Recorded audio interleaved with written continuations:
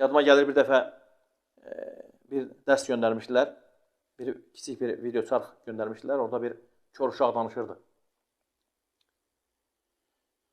O kör uşaq, həmin uşaq Quran hafızı idi. 6 dənə kitabı Kutub Sittəni əzbərdən bilirdi. Neçə mətnləri əzbərdən əzbərləmişdi.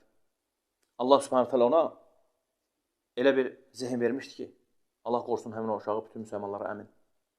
Allahın kitabını su kimi əzbərləmişdi. Üzr istəyirəm sözümə görə. Ayıb olsun bizə. Vallahi. Gözləri olub Allahın kitabını oxumayana ayıb olsun. Gözləri olub Allahın kitabından təfəkkür etməyənə, tətəbbür etməyənə, əzbərləməyənə vallahi bu müsibət. Özümüzü hesaba çəkək, qardaş.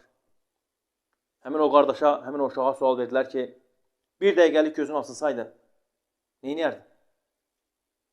Bilirsiniz nə dedi? Subhanallah.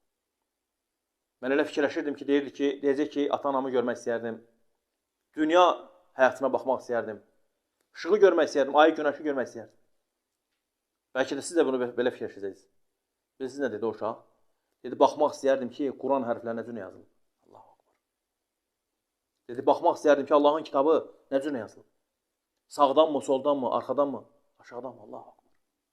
Qardaş, Allahın kitabını su kimi əzbərləyib. Hətta bir verilişə çağırmışlar o uşağı.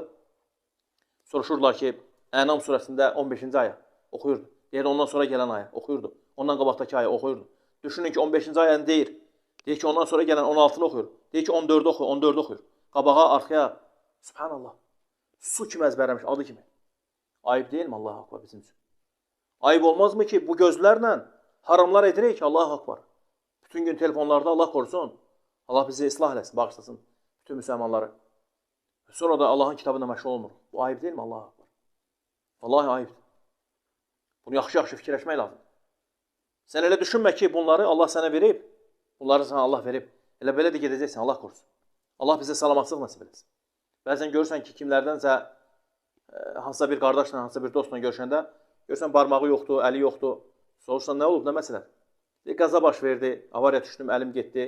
Nə bilim, iş yerində filan şey oldu, barmaqlarım getdi. Ehtiyatda olmaq lazım.